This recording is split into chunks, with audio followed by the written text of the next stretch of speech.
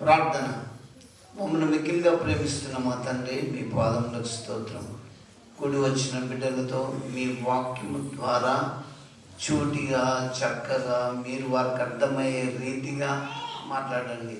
దయచేసి ఈ దీనిని మీ సిల్వ చాటుకు మరుగు చేసుకొని మీరే మహిమ పొందమని ప్రార్థిస్తున్నాం.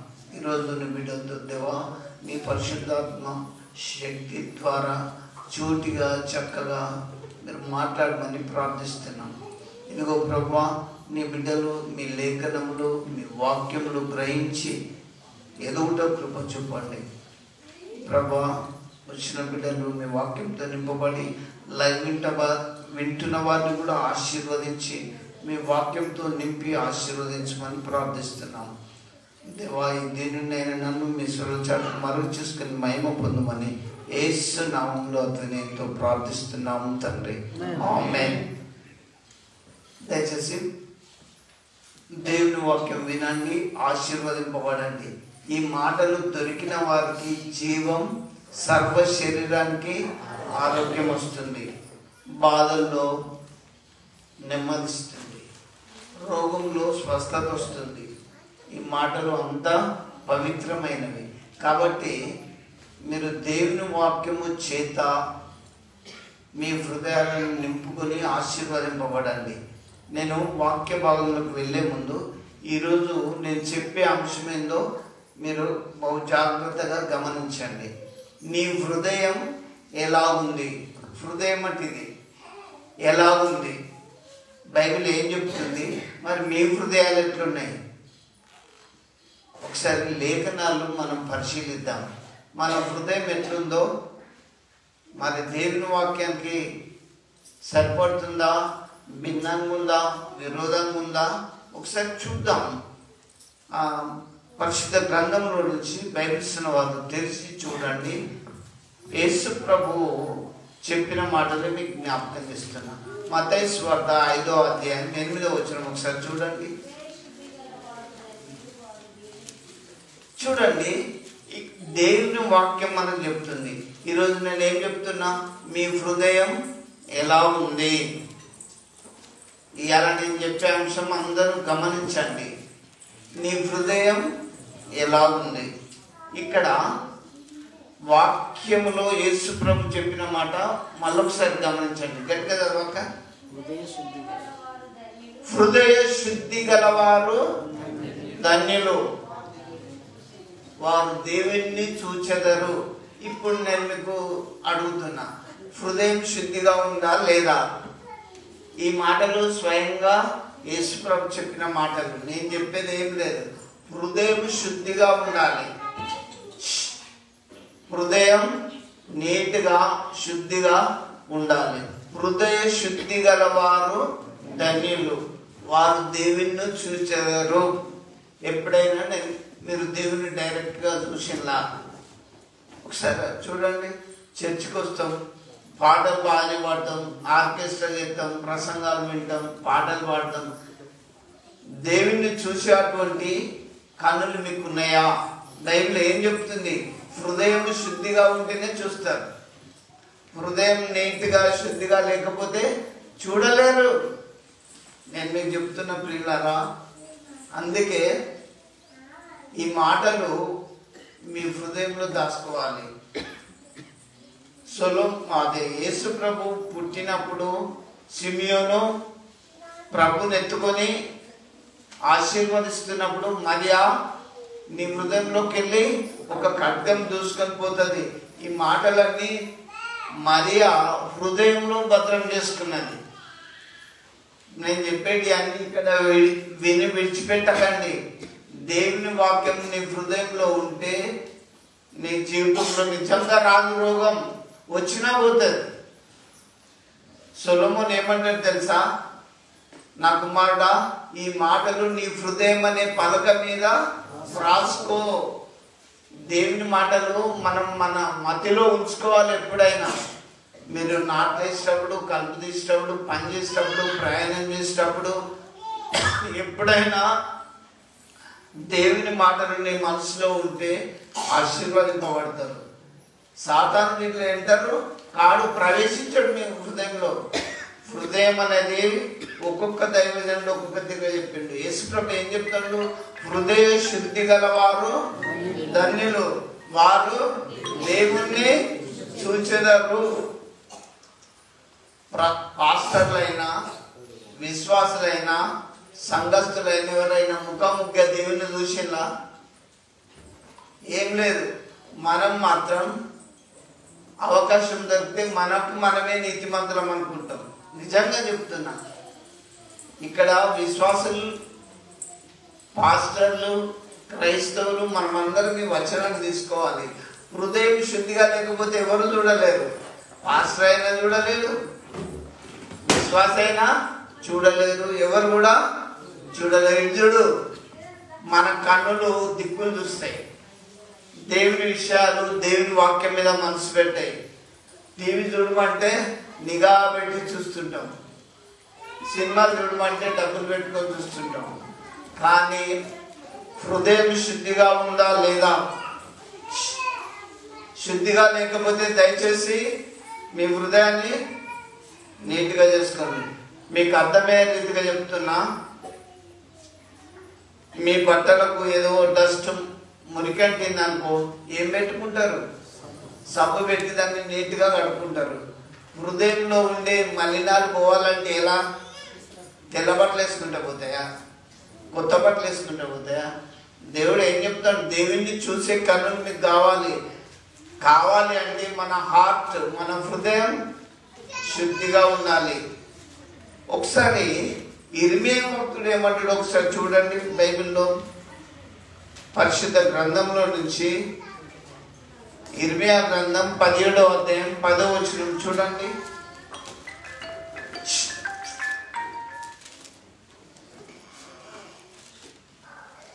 ఇర్మియా గ్రంథం 17వ అధ్యాయం 10వ వచనం. ఒకరి ప్రవర్తనను బట్టి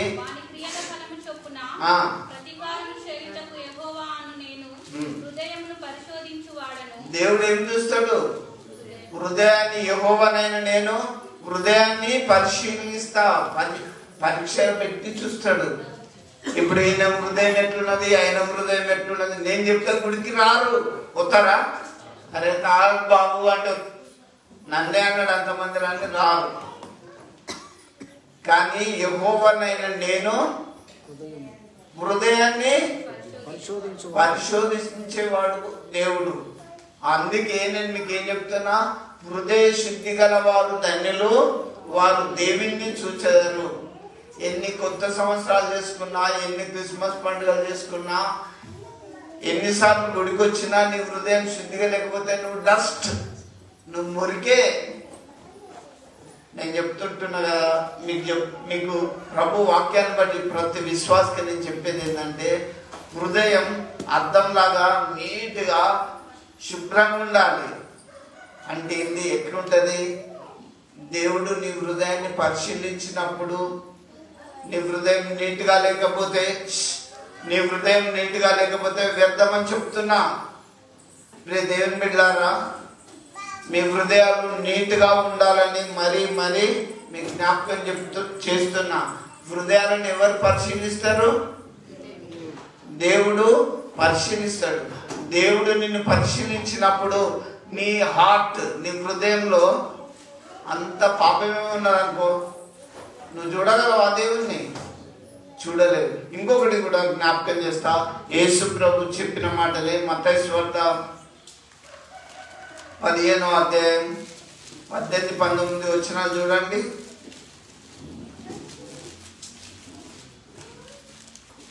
నోట నుండి బయటకు వచ్చినది హృదయం నుండి వచ్చును, ఇవి మనిషిని అపవిత్రపరచునని మీరు గ్రహింపరా? చదువు 19వ.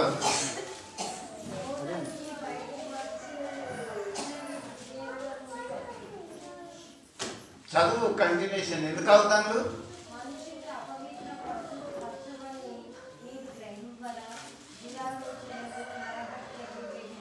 చూడండి, హృదయంలోకి వెళ్ళి ఏమొస్తాయి? దురాలోచనలు. వాడు ముందు ప్లాన్ చేసుకుంటాడు, వాడిని ఎట్లా కొట్టాలి, వాడిని ఎట్లా లేపాలి, వాని సంగతి చూడాలి, ఇవన్నీ ఎక్కడి నుంచి పుట్టాయి అనుకుంటున్నాడు. హృదయంలో నుంచి వస్తాయి. నేను చెప్పడం కాదు, బైబిల్లో యేసు ప్రభు స్వయంగా చెప్తుండు. ఆ దురాలోచనలు హృదయంలోకి వెళ్ళొస్తాయి. నువ్వు గుడికొచ్చినప్పుడు దురాలోచనలు దయచేసి ఎంతమందికి వస్తున్నాయో ఆలోచించండి. ఏ రోజు రాజుకు ఒక దురాలోచన వచ్చింది. ఏమొచ్చింది తెలుసా? యేసు ప్రభుని చంపాలని వచ్చింది. వాడు రాజే, కానీ నాకంటే వాడు ఫేమస్ అయిపోతాడు. ఎవరో యూదుల రాజుగా పుట్టిన వాడు ఎక్కడున్నాడని జ్ఞానులు అడిగినప్పుడు రహస్యంగా పిలిపించి ఏ రోజు జ్ఞానులతో మాట్లాడి యేసు ప్రభుని చంపాలని ప్లాన్ చేసుకొని, మీరు వెళ్ళి నన్ను మళ్ళీ అక్కడ పూజించి నాకు వచ్చి చెప్పండి, నేను వెళ్ళి కూడా పూజిస్తా అంటాను. ఇక్కడ పూజ బాగానే ఉన్నది, ఆరాధన బాగానే ఉన్నది, కానీ అతని ఆలోచన ఎట్లున్నది? దురాలోచన. నాకంటే గొప్పడు పుట్టిండు ఆ బెత్లెహేంలో, చంపాలి అని ఒక దురాలోచన ఉన్నది. ఇప్పుడు ప్రతి మనిషి ముందుగా తన హృదయంలో చెడు ఆలోచించుకుంటాడు, చెడు తలంచుకుంటాడు. అరే వాడు ఇంత డెవలప్ ఎట్లా? అన్నదమ్ముల గురించి నేను మీకు చెప్తాను. యోసేపుకు ఎంతమంది అన్నదమ్ములు? 11 మంది. ఆ 11 మంది అన్నదమ్ములు ఏం చేసిండు? పాపం. యోసేపు అన్నదమ్ములకు టిఫిన్ సద్దులు ఎత్తుకొని పోతుంటే, అరే కలలుగానే వాడు వస్తుండు, వాడిని ఎలాగైనా చంపాలి, నాయన వానికి రంగురంగుల అంగి కుట్టించిండు కదా, వీని అందం చూడాలని వాళ్ళు హృదయంలో ఆలోచించుకున్నారు. వస్తాంటేనే ఆ యోసేపును తీసుకుపోయి ఆ సద్దులు మాకు తింటాడనే సంతోషం లేదు. ఇంటికా నుంచి ఒక 2-3 కిలోమీటర్లు, అంత బరువు 11 మందికి సద్దులు మోయాలంటే మామూలా? అంత బరువు తీసుకొని పోతుంటే ఆ సద్దులు తీసుకొని ఒక గోతిలో పడేసిండ్రు సొంత అన్నదమ్ములు. వీళ్ళ దురాలోచనలు ఎట్లున్నాయి చూడండి ప్రియ దేవుని బిడ్డలారా. అంతేకాదు, యోసేపును ఒక గోతిలో పడేసి మళ్ళీ వేరేని కూడా అమ్మీళ్ళు. వీళ్ళ ఆలోచనలు డబ్బుకు కూడా ఆశపడ్డారు, సొంత తమ్మిని అమ్మీళ్ళు. అంటే హృదయంలో ఎంత మోసపూరితమైన ఆలోచనలు ఉన్నాయి చూడండి. ఇవన్నీ ఎక్కడ పుట్టాయి? హృదయంలో పుట్టాయని యేసు ప్రభు చెప్పిండు. హృదయంలోకి వెళ్ళి ఏమొస్తాయి? దురాలోచనలు. సొంత అన్నదమ్ములు, మరి మా తమ్ముడు వాడిని ఎందుకు అమ్మాలి, ఎందుకు గోతులు వేయాలని ఆలోచించుకున్నారా? ఏ రోజు రాజు మరి ప్రభును బట్టి రామాలో ఉన్న చిన్నపిల్లలందరినీ చంపించిండు. రామా అనే ఊరులో అంగలార్పు, ఏ ఇంటికి పోయిన చిన్నపిల్లలు, అంత పిల్లలు కనబడ్డా ఇంట్లో పిల్లలు చచ్చిపోయిన చంపేసిండని బాగా ఏడ్చిండు. ఇంకొకటి చెప్తా, ఫరో రాజు ఒక దురాలోచన వచ్చింది ఫరో రాజుకు. ఇగో మగ పిల్లవాడు కనుక పుడితే వాడిని ఏం చేయాలి? పురిటిలోనే పిసికివేయండి అని మంత్రసాలకు ఆజ్ఞాపించాడు. రాజు తలుచుకుంటే దెబ్బలకు కొద్దువా? ఫరో రాజు చెడ్డ ఆలోచన దేవుడు ముందే తెలుసుకున్నాడు. మంత్రసాన్లు ఆ డెలివరీ అయ్యే సమయంలో మగ పిల్లవాడు పుట్టిందంటే చంపేయమని ఆజ్ఞ ఇచ్చిండు. ఆ ఆజ్ఞ ఆ మంత్రసాన్ని రాకముందే ఈ స్త్రీలు ఏం చేసిండ్రు? డెలివరీ చేసుకునేది సేఫ్గా ఉండేది. నేను మీకు ఒకటి జ్ఞాపకం చేస్తున్న దేవుని బిడ్డారా, హృదయం అనేది 17:10 ఎట్లాంటిది? అది ఘోరమైన వ్యాధి గలది. ఈ వ్యాధిని పోవాలంటే శుక్రం రక్తంలో కడగాలి. హృదయం చాలా ఘోరమైన వ్యాధి గలది. ఈరోజు నేను చెప్పే అంశం ఏంటి? నీ హృదయం ఎట్లుంది? హృదయం శుద్ధిగా ఉందా లేదా? హృదయ శుద్ధి గలవారు ధన్యులు, వారు ఎవరైనా చూసిండ్రా సంఘంలోకి వచ్చేవాళ్ళు దేవుణ్ణి? చూడండి, నేను మీకు చెప్తున్నా దేవుని బిడ్డలారా, మీరంటే ఇప్పుడు ఎదుగుతారు అనుకోండి, ఇంకా ఎదగాలని కూడా నేను మీ కొరకు ఆశిస్తున్నా. మీ హృదయం ఇప్పుడు క్రీస్తు రక్తంలో శుద్ధిగా కడుక్కోవాలి. ఆ హృదయం అనేది ఘోరమైన వ్యాధి కలది. దీన్ని ఆయన యెహోవానే నేను హృదయాన్ని పరిశీలించే దేవుడను అని చెప్తాడు ఇర్మియాతోటి. ఇర్మియా, నేను వాళ్ళ హృదయాలను పరిశీలిస్తున్నా. ఇక్కడ కూర్చున్న వాళ్ళని ఒక్కొక్క హృదయాన్ని దేవుడు పరిశీలిస్తాడు. ఈ హృదయంలో నుంచి దురాలోచనలు వస్తాయి. సొంత అన్నదమ్ములకే దురాలోచన తమ్మిని మీద వచ్చేసింది. ఫరో రాజుకు యేసు ప్రభుని చంపాలని దురాలోచన వచ్చింది. మంత్రసానులకు ఆజ్ఞించి రహస్యంగా మగ పిల్లవాడు పుడితే చంపాలనే ఆలోచన ఫరోకు వచ్చింది. చర్చికి వస్తున్న మనకు పాపపు ఆలోచనలు మనం ఉంటే ప్రభుని చూడలేము. బాగా గుర్తుపెట్టుకోండి. దేవుణ్ణి చూసే కన్నులు మీకు కావాలి, హృదయం కావాలి. ఏమున్నది, ఇంకో 20-30 ఏళ్ళు అయితే అందరం ముందరకే పోతాం. నేను చెప్పేది వాస్తవం. పరిశుద్ధులుగా ఉండండి. ప్రభుని చూసే ముఖ దర్శనం చేసి ప్రభుతో మాట్లాడేటువంటి హృదయాన్ని సంపాదించుకోండి. నేను మీకు ఏం చెప్తున్నా, నా నల్లని మురికి ఏదను అది తెల్లగా చేసేది ఎవరు? యేసు ప్రభు ఒక్కడే. అందుకే హృదయంలో నుంచి ఏమొస్తాయి? మత్తయి 15-18-19 కంటిన్యూషన్ చే దురాలోచనలు వస్తాయి. ఇంకా నరహత్యలు, ఎట్లా చంపాలని ప్లాన్స్, అధికారం ఉన్న డబ్బున్న ఏ రకంగానైనా వాడిని ఎట్లా చంపాలి, నరహత్య చేసేది ఎట్లా చేయాలని మీకు ఒక ఆలోచన చెప్తా. సొంత అన్న కయ్యను చంపలేదా? కయ్యను ఏబేలును చంపలేదా? ఎందుకు చంపిండు? ఏబేలును దేవుడు దీవించిండు. దేవుడు ఏబేలును దీవించిండు. ఎందుకు దీవించిండు? ఆయన కానుకలు తెచ్చి దేవుని మందిరంలో ఇచ్చినందుకు. మరి ఈ కయ్యను అయితే పుచ్చిపోయినాయి, పురుగు పట్టినవి తెచ్చి ఇచ్చేది. అయితే దేవునికి మంచి మంచి కానుకలు ఏబేలు తీసుకొచ్చినందుకు దేవుడు అతని మందలను అన్నిటినీ దీవించిండు. దీవించిన కయ్యను, ప్రియ దేవుని బిడ్డలారా, పంటలో మంచి దిగపోయేది దేవునికి. దేవుడు అది పరిశీలించిండు. అరే, పరిశీలించినప్పుడు దేవుడు ఏం చేస్తాడు? హృదయాన్ని పరిశీలిస్తాడు. బాగా గుర్తుపెట్టుకోండి, హృదయాన్ని పరిశీలిస్తాడు. ఈ ఏబేలుకు మందలన్నీ చక్కగా బలంగా అందంగా ఉంటే ఓర్చుకోలేక పొలంలో పడి తన సొంత నేను మీకు జ్ఞాపకం చేస్తున్నా, హృదయంలో సొంత తమ్మిని చంపాలని ప్లాన్ చేసుకున్నాడు. ఎవరు? కయ్యను. ఈ ఆలోచన ఎక్కడి నుంచి వస్తుంది మనిషికి? హృదయంలో ముందు ప్లాన్ చేసుకుంటారు.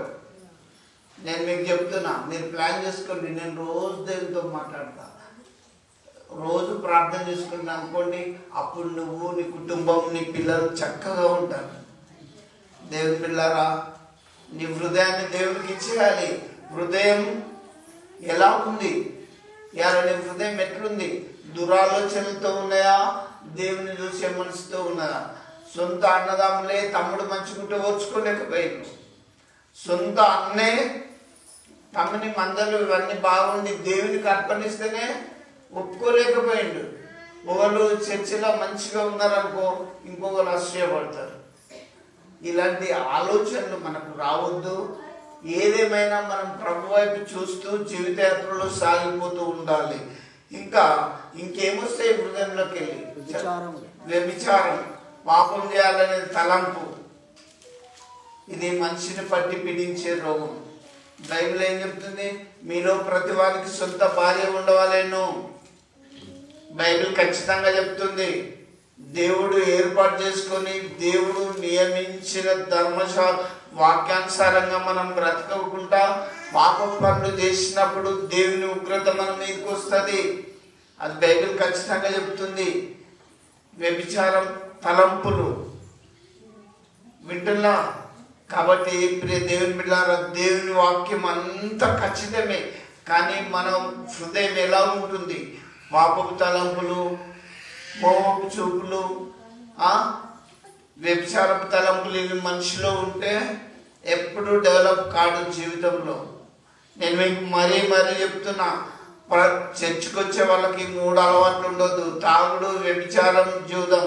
ఈ 3కి ఎవడైతే అంటుబడి ఉంటాడో, ఎవడైతే సంబంధం కలిగి ఉంటాడో, పురుగు పట్టిన చెట్టే వాడు డెవలప్ కాడుగా. తాగుడుకు దూరంగా, వ్యభిచారానికి దూరంగా, జూదానికి దూరంగా ఖచ్చితంగా ఉండాలని వాక్యం మనకు చెప్తుంది. మనం నేర్చుకోవాల్సింది కూడా అదే భక్తి మార్గం. అందుకే మన హృదయం అనే పలక మీద దేవుని మాటలు రాసి పెట్టుకోవాలి, దాచి పెట్టుకోవాలి. అట్లా నీ హృదయం శుద్ధిగా ఉంటే నువ్వు దేవుని చూస్తావు. నేను చెప్తా, ఏ గుండెను తడివి చూసినా ఏదో ఒక పాపం. యేసుప్రభు ఒకరోజు వ్యభిచారమందు పట్టబడిన స్త్రీని ఏమన్నాడంటే, అందరూ అయ్యా ఈమె తప్పు చేసింది, ఈమె దొరికింది, ఈ ధర్మశాస్త్రం ఏం చెప్తుంది, రాళ్లతో కొట్టి చంపాలని చెప్తుంది కదా అన్నప్పుడు యేసుప్రభు ఏమన్నాడు తెలుసా? మీలో పాపం లేని వాడెవడో ఒక రాయి వేయి ఆమె మీద అన్నాడు. పాపం అనేది అందరిలో ఉన్నది, అవునా? అందుకే చూడలేకపోతున్నాం. ఇట్లా సూర్యుడిని బయటికి పోయి 10 నిమిషాలు చూడలేకపోతాం. చూస్తామా? అందుకే నా ప్రియ దేవుని బిడ్డలారా, ప్రభువుని చూసే కన్నులు కావాలి. మన హృదయం శుద్ధిగా ఉండాలి. ఇలా బైబిల్ పట్టుకొని చెప్పంగానే భక్తులం అనుకోవద్దు, పాటలు పాడంగానే విశ్వాసం అనుకోవద్దు, ప్రార్థన చేయగానే సంఘంలో మాకు స్థానం దొరికిందని కాదు.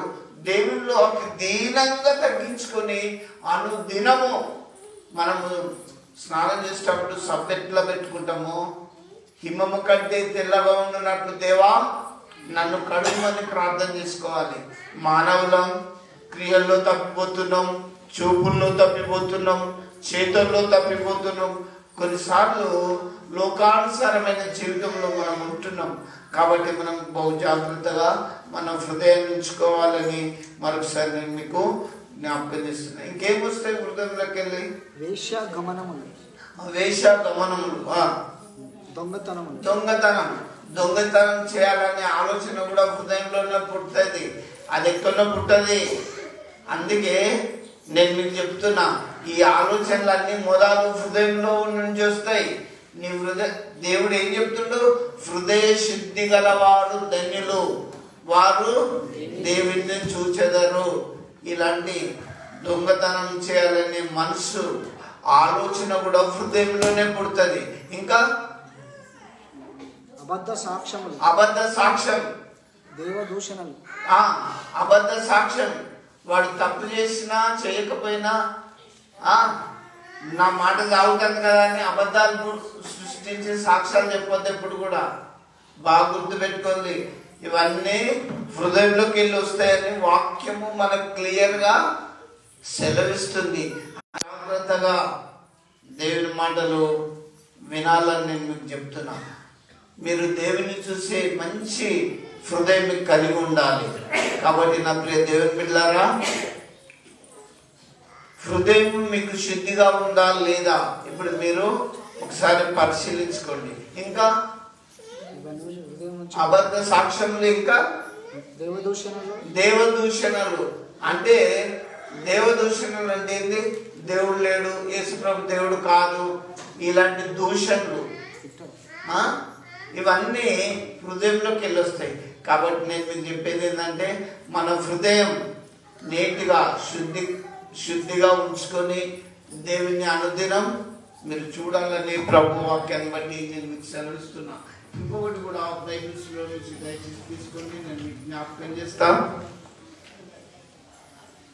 సామెతల గ్రంథం 5వ అధ్యాయం, బైబిల్స్లో చూసుకోండి.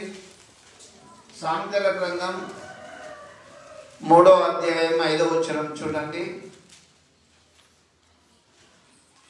నీ స్వబుద్ధిని ఆధారం చేసుకొనక నీ పూర్ణ హృదయముతో యెహోవా యందు నమ్మకం ఉంచుము. గుడికొద్దాంలో మీరు ఎట్లా ఉంచాలి? పూర్ణ హృదయంతో దేవుని యందు నమ్మకం ఉంచాలి. నా దేవుడు ఉన్నాడు, నాకేం కాదు. పూర్ణ హృదయంతో దేవుని యందు నమ్మకం ఉంచాలి. ఆయన మాట తప్పని దేవుడు. గుడికొచ్చేదో మొక్కులు చెల్లించుకొని పోవడం కాదు. పూర్ణ హృదయంతో దేవుని యందు నమ్మకము మనకు కలగాలి. అది బైబిల్లో సొలొమోను భక్తుడు మనకు క్లియర్గా చెప్తుండు. ఇంకొకటి కూడా నేను మీకు జ్ఞాపకం చేస్తాను షార్ట్గా, దయచేసి బైబిల్స్ ఉన్న వాళ్ళు చూడండి. ద్వితీయోపదేశకాండం 10వ అధ్యాయం 12. ద్వితీయోపదేశకాండం 10వ అధ్యాయం 12వ వచనంలో మోషే ఏం చెప్తాడు 6 లక్షల జనాంగానికి?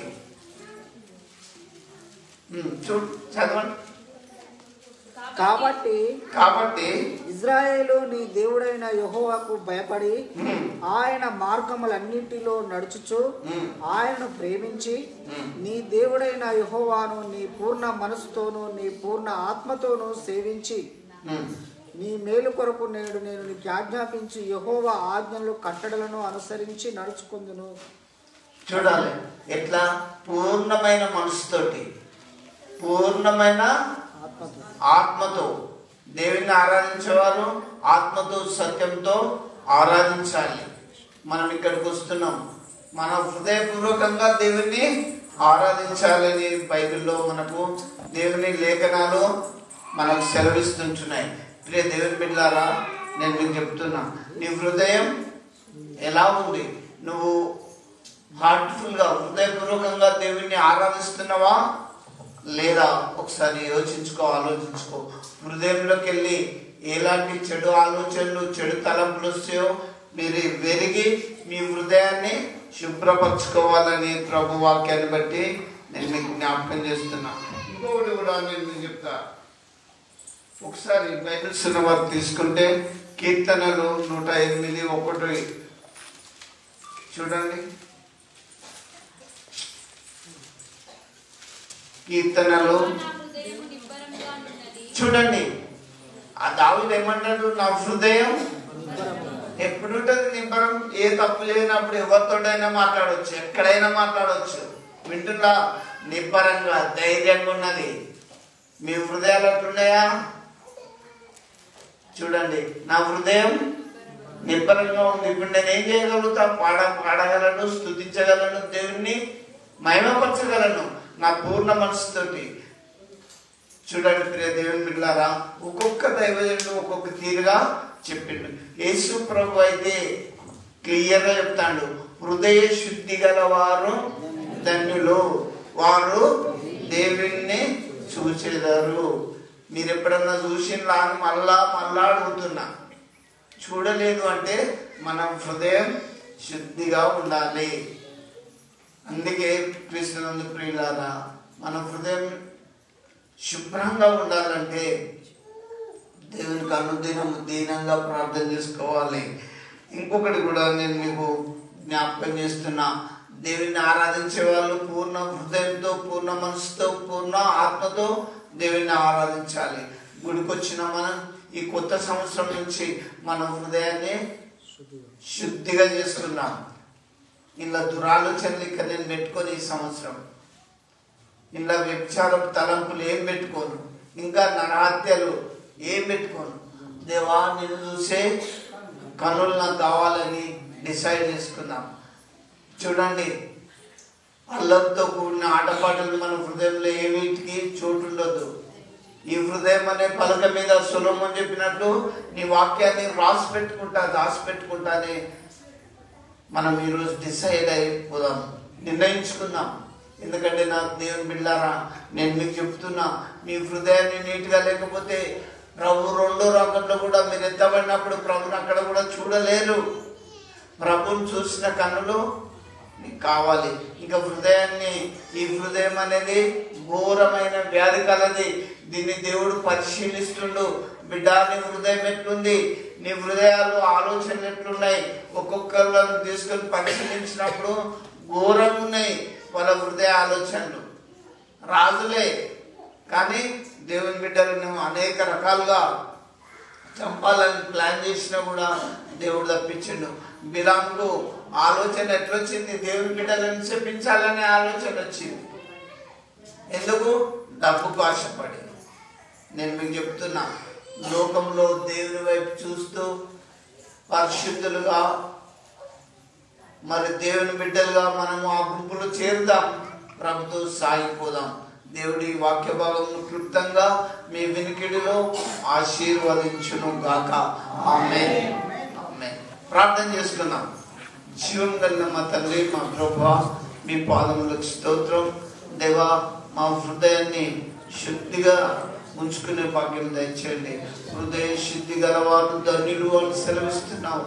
మా హృదయాన్ని ఈ నూతన సంవత్సరంలో నూతన పరిచి నాయన మరి రాతి గుండెని తీసివేసి మాంసపు గుండెని దయచేయమని ప్రార్థిస్తున్నాం. ప్రభువా, మా హృదయము నీ యందు మరి నాయన దీనంగా ఉండి ప్రార్థించుకుని పూర్ణ మనసుతో, పూర్ణ ఆత్మతో, పూర్ణ వివేకంతో నిన్ను ఆరాధించే భాగ్యం దయచేయమని ఈ విన్న వాక్యమును బిడ్డల వెనుకల్లో దీవించి ఆశీర్వదించమని యేసు నామములో ప్రార్థిస్తున్నాము తండ్రి. ఆమేన్.